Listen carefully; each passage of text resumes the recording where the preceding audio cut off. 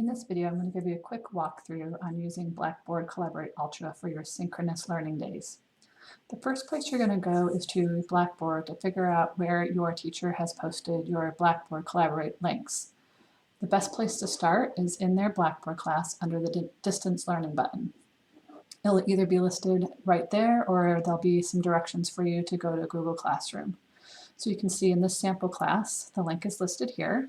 So I'm going to click on that. And then you're going to come in and you're going to type your name. In this case, I'm going to be student 1. You want to have your full name, first and last, typed here, and then you'll click Join Session.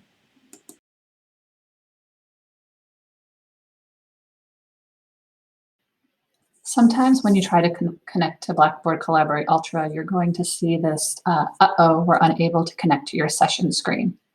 What you want to do here is you want to first make sure you're not using Internet Explorer. Blackboard Collaborate doesn't work in Internet Explorer. And then the next thing you want to do is just try clicking the refresh button. You may need to do that 1 or 2 times before it will let you into the session. If you've tried multiple times and it still doesn't work, you may need to contact your teacher for help. Once you have entered the session, you may see a landing page like this that your teacher has put there. Or you may see some images of the various people who are in the video chat with you. I want to take this moment to walk you through some of the features that you'll see. First of all, when you come in, you'll see the 3 pancake stack over here to the upper left-hand corner. If you click there, you're going to see some different options. The main thing you're going to look for here is this is how you will leave your session. So at the end of the session, you'll click Leave Session here.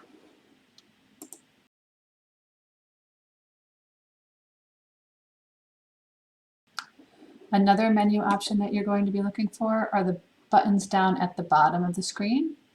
The first button here is going to be your status and settings. The teacher asks you how you're feeling today. You're going to go ahead and come into your status and settings and you can put in your various different feelings, whether you're happy, sad, surprised, or confused.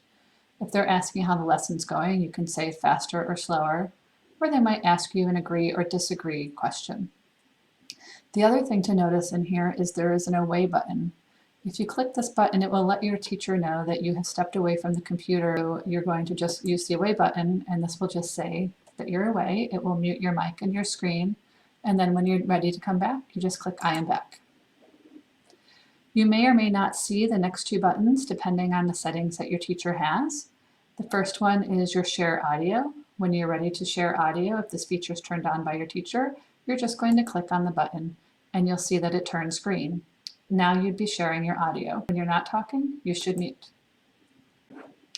The last button here is the raise hand button. So when you are in a classroom, if the teacher asks you to raise your hand, you can raise your hand by clicking on it, and then you can lower your hand here.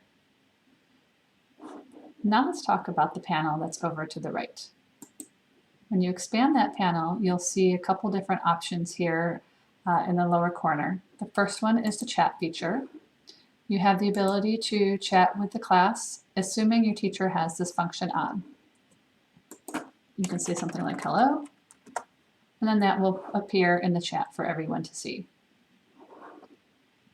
The second button here is the participants panel. This allows you to see who's in the session with you. You will see whoever is moderating. Here we have Cooper Middle School is moderating our session that we're attending. We're student 1, and we can see that student 2 and student 3 are also in the session. If I raise my hand, you'll be able to see that also when I am in this panel. And if you do your feedback, you'll see how other people are responding here as well. The next icon is the share content icon, and you'll be able to share certain things depending on the permissions you currently have from your instructor.